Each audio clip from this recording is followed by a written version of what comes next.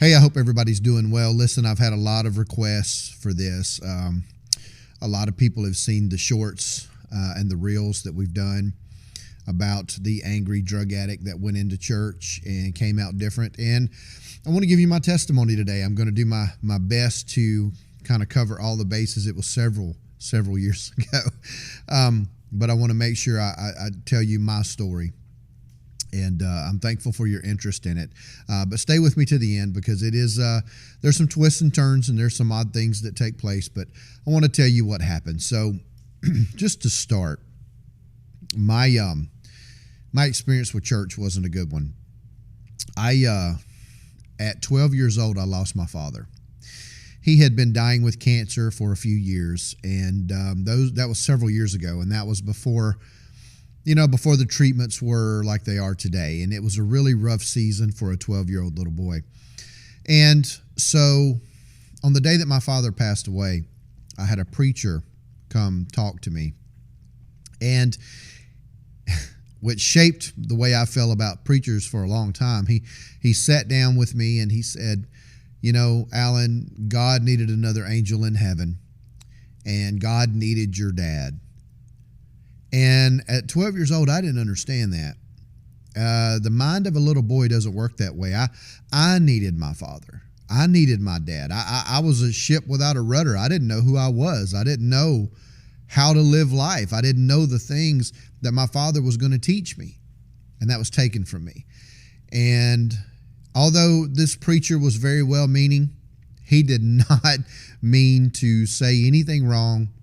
He was just saying some things that he had heard the preacher before him and the preacher before him say, and none of it was true. God didn't need an angel in heaven. God didn't take my father from me. Sickness took my father from me, but I didn't know that at 12 years old. So at 12 years old, I decided I don't need God. I don't need church. I don't need church people. All this Christianity stuff is a sham. They just want my money. I don't know how in the world I got on at 12 years old. I decided they wanted my money when I didn't even know anything about money. But that's how the enemy works into your mind. So fast forward a few years. I did graduate high school and I managed to begin playing music. Now understand, I was very talented musically. I could play drums from a young age. Played other instruments as well, but drums was kind of where I landed. So at 14, 15, 16 years old, I would be the guy. I was the young kid that was being snuck into the back of the bar to be able to play drums for the bands that needed a drummer. So my world was daytime school, nighttime playing in clubs, nighttime being in places I didn't need to be, being around people I didn't need to be around, experiencing things I didn't need to experience. So before I even hit 18, I was shaped. I was formed into this person that just wasn't good. I was not a good person at all. So I met my wife, oddly enough, because of that musical ability. Her brother and I played music together, and that's how we met. Now, my wife was a believer. My wife loved Jesus with all of her heart. She had been through some hard times. Her story is actually pretty amazing. But we'd been through some hard times. She had been through some hard times. And man, but she kept her faith. And I was intrigued by that. So she called me one day. Now understand, I'm doing my thing. I'm playing music. I have gotten married, but I'm still not a great person. Still very much a drug addict. I was taking something to wake up, taking something to go to sleep, taking something to make it through the day. I mean, it was just one of those things. And so my wife calls me one day. I'm working at I have a day job. I'm working at a local factory. And my wife calls me and she says, God told me that you were going to go to church with me tonight. And even thinking back now, I still laugh because in my brain, that was such a ludicrous statement. So you're telling me you talk to God now. You're telling me that your mental illness has gone to the place that God is speaking to you. That's how I felt. So I said, you know what? I tell you what. I will show you that your God is meaningless. I will show you that your God does absolutely nothing for his people. I got very angry and upset. And so I committed. I said, you know what? We'll go. We'll go. And I got home from work. Didn't clean up, didn't Didn't change clothes. I still had on my Metallica Kill 'Em All shirt. My hair was pulled back into the ponytail, long hair down to my hips, and earrings up both ears. I smelled like pot. I was high. I'd been snorting pills. It was a bad day, and so I got in the car and I said, "Let's go. We're going to church. I'm going to show you that this God is useless." And we get to church, and now let me set the stage for you. We walk into a Pentecostal church that'll seat about 400 people, 350, standing room only. The speaker was very popular, still is very popular. Standing room only. People just crammed in there. And my wife, being smart, knew that if anybody came and talked to me while I was at this church, I'd number one, probably punch him in the face because I was not a good guy. I would cuss everybody out, and then I would leave. So what she did strategically, and which is a win for her, strategically she placed people around me where I was sitting that knew me and that I knew and that I was comfortable with. And they were all people from her prayer group, but these were women that I loved, and they loved my family and my children. They were dear to me. So they were all quietly praying for me as the service starts. Now, as a musician, I was impressed with the music. I had never been in church where they had live musicians. I'd never been where it was lively and entertaining and energetic. It was amazing. And I really, really thought it was great. But then the preaching came. And I knew I was sensing something that I had never sensed before. I knew something was a little different, but I didn't know what it was. And I remember the speaker speaking on a title. The title of his message was God Uses Broken Vessels. And to be quite honest with you, that is all I remember of the message. That's really all I remember. But I remember as he was ministering, as he was preaching to the crowd, I was impressed. I was sensing so many things. Didn't know what I was going through. My wife turned to me and she said, "I need to tell you some things the Lord is speaking to me." Again, I start saying, "Oh, so God's talking to you again. This is what church is going on." And she grabbed my hand and tears are rolling down her face. And she said, I just need to tell you what the Lord's saying. And she started talking to me, and she told me some things that I hadn't shared with anybody. Things that had happened to me as a child, things that she didn't know these things. Nobody knew these things. Nobody knew some things that I was dealing with, struggling with, battling with. And she shared these things with me, and I knew, okay, it may not be God, but there is something supernatural talking to my wife. And I was smart enough to accept the fact that, okay, God is talking to her.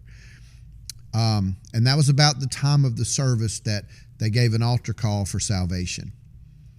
And I just made up my mind at that moment, that instant, I said, you know what, God, if you're real, I'm going to give you a shot. So I got up and I walked to the front. And now let me set the scene again. Now I'm at the front of a church that's packed, standing room only. The altar is full of about 25 to 30 people who are giving their life to Jesus. I am standing right dead center. And you have, 15 on this side, 15 on this side, and then there's me. And Metallica Kill 'Em All shirt, long ponytail, earrings. I smell like pot. I'm a big, ugly, nasty guy. Just came from work. Nobody, and I do mean nobody, would pray with me. Nobody would pray with me. And all the people from the church came up and they all found somebody, and they were all praying with somebody right and left of me. They were all praying. Nobody would pray with me. And finally, seemed like forever. To be honest with you, it may have been 90 seconds, but it seemed like, for me, it felt like forever. And I watched this old man, and man, he must have been 150 years old. I mean, he was old. He was on a cane, and he made his way to me. And I saw him coming, and I thought, you know what? This is such a sweet person. Because physically, I don't think he wanted to get up, and he was sitting on the steps of the stage and just kind of getting out of everybody's way. And I don't think he wanted to get up and have to deal with that. But man, his eyes, God, you could see heaven in his eyes. I'll never forget that.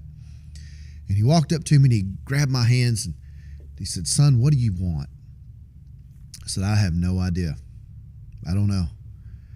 And he led me through the sinner's prayer. He told me that Jesus came to this earth and Jesus lived and he died on a cross. He died for my sins. He was buried in a borrowed tomb. He rose again after the third day and he ascended to heaven. And that his job was now to go forth. Our job as the church was to go forth and make disciples. And he wanted to pray with me to be saved. He led me through that prayer and I accepted Jesus as my Savior.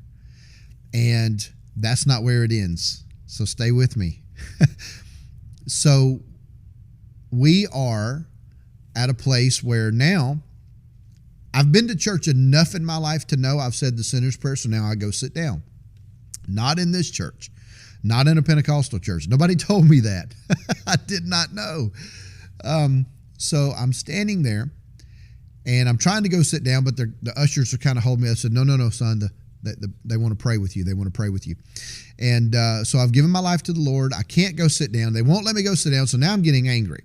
Okay, I'm getting very upset that I feel like I'm being held hostage in an altar. And so this famous preacher comes off the stage and he's going down through the prayer line, I guess is what you would call it that now. I didn't know what it was then. He's going down through the line of people who'd gotten saved. And he was asking, what'd God do for you tonight?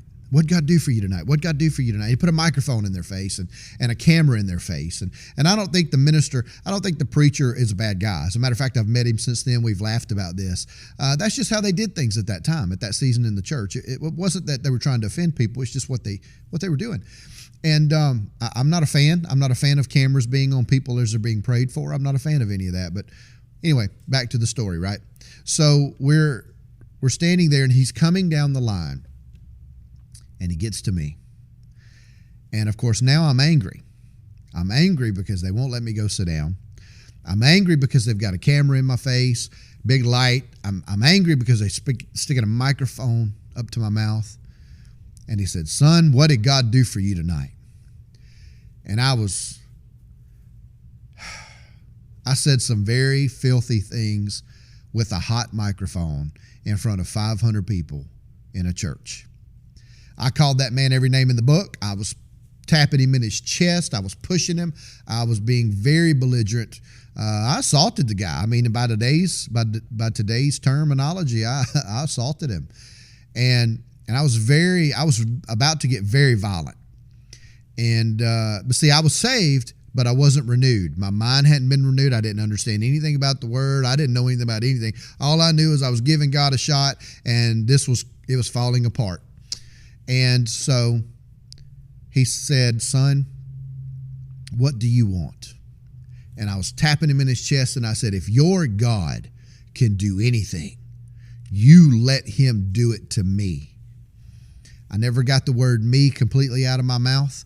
Nobody laid hands on me. Nobody touched me. I do know that. Nobody touched me. And the next thing I know, my body felt like 1,000 pounds and I went to the floor. And I don't remember anything on this planet for the next hour. I don't remember. I was in another realm. I was laying in the floor. They were having church all around me. I was laying in the floor. Nobody touched me. Nobody can take glory for that. I just, the weight of God just fell on me. And I remember music, but it wasn't the music in the church. I remember smells. I remember there was an atmosphere. I remember those things, and I still can sense those things, but it wasn't normal. It wasn't on this planet. And so when I finally came to my senses, when I finally opened my eyes to get up out of the floor in church, I looked around and the church was completely empty. The lights were off. Nobody was there but my wife, who was sitting right next to me praying. She was crying. She was just holding my head and just loving me. She's praying, and then there's one usher, and he's at the door with his keys, and he's rattling his keys. You know, he's rattling his keys because he's ready to go home, and he's upset that I'm still in the floor. And I just want to tell you, from that moment forward, I have not done one drug. I have not smoked one cigarette. I've not taken one drink. My life completely changed. I got up out of that floor a completely different person. I know that deliverance is real. I know it is because I didn't have a church background. I wasn't looking for it in church. I didn't even know what I needed, but God did. And He set me free. The blood of Jesus turned my life around. But I had to receive it. I don't know why it happened that way. I'm just going to be honest with you. I teach classes, and I go to places that are redemption centers and rehabs and all these. And I talk to these guys, and I don't have an answer. I don't know why that it happened that way for me. I don't know. But I'll tell you this. I knew that was the only shot I was giving God. And what I didn't tell you in the beginning was I was 2 weeks from a record deal. Our band was about to go global. We had a club tour signed with a very famous band. If I told you the band, even today, you would know the band. And we were about to do all of that.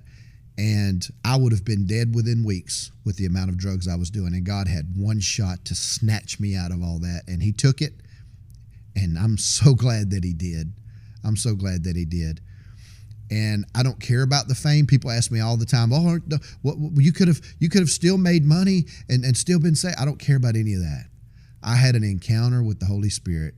I had an encounter with God, and it changed my life forever. Now, I want you to know deliverance is real, and you can believe God for every ounce of it. That's my story. I hope you enjoyed it. God's put me into the ministry. I'm preaching every Sunday. I preach all over the country. I get opportunities to speak to men in jails and rehabs. I'm just so grateful for what God has done with me, and He can do more with you. So listen, I just want you to know, whether you believe this or not, I'm praying for you. Whoever sees this video, I am praying that this touches you somehow and leads you on a path where God can deliver you. I hope you enjoyed it.